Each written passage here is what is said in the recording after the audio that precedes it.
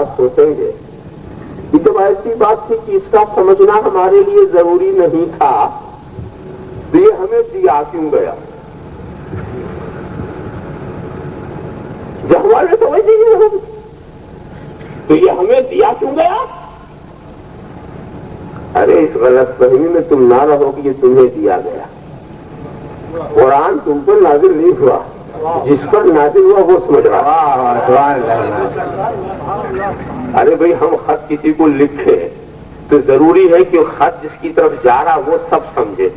اب ہمارے سمجھنے کی جو بات اس میں جو ہوگی وہ بتا دے گا. یہ کیا ضروری ہے کہ ساری باتیں وہ بتا دے؟ تو رسول کے اوپر آیتوں کا نزول ہوا. یاد رکھو تبیانا لکل شیء، یہ قرآن ہر شے کا واضح بیان ہے کہ تمہارے لیے نہیں، رسول کے لیے، یہ نبی کے لیے واضح بیان ہے. تم کیا ہو؟ تمہاری مثال کیا؟ تم قرآن سے کیا سمجھ سکتے ہو؟ جس پر نازل ہوا ہے یہ اس کے لیے واضح بیان ہے. ہمارے لیے تو صرف محکم آیتیں ہیں کہ ہم اس کو سمجھیں، سمجھ کے مانیں، اور اس کو صرف خدا کا. آپ یہ ٹھیک ہے، پھر آپ کہتے ٹھیک ہے جو رسول کے لیے خصوصیت سے نازل تھا رسول اس کو الگ کر لیتے اور جو ہمارے سمجھنے کی چیز تھی وہ ہمیں دے دیتے. یہ بھی تو ہو سکتا تھا نا. جس کو ہمیں سمجھنا ہی نہیں ہے تو سرکار اس کو الگ کر لیتے اور کہیں الگ لکھوا لیتے، اور جو ہمارے سمجھنے کی چیز ہے وہ ہمیں دے دیتے. نہیں، رسول نے رکھا ہے کچھ سوچ سمجھ کر، خدائی حکم کے روشنی میں رکھا ہے. رب تبارک و تعالیٰ نے رکھوایا ہے. کیسے رکھو؟ کیوں؟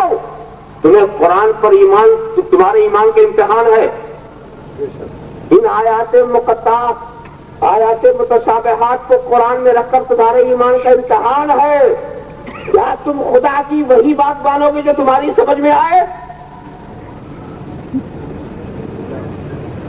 اسی لیے ایسی بات رکھی گئی جو سمجھ میں نہ آئے پھر بھی مانو. سمجھ میں نہ آئے پھر بھی مانو. اور اگر تم یہ اصرار کرو گے کہ نہیں جو ہماری عقل میں آئے گا وہی مانیں گے، جو سمجھ میں آئے گا وہی مانیں گے، تو تم نے خدا کو کب مانا؟ تم تو اپنی سمجھ کو مان رہے ہو، تم تو اپنی عقل کو مان رہے ہو. اور جب یہ بات ہوگی کہ خدا کی بات چاہے سمجھے چاہے نہ سمجھے مانیں گے، اب خدا کو ماننا ہوا.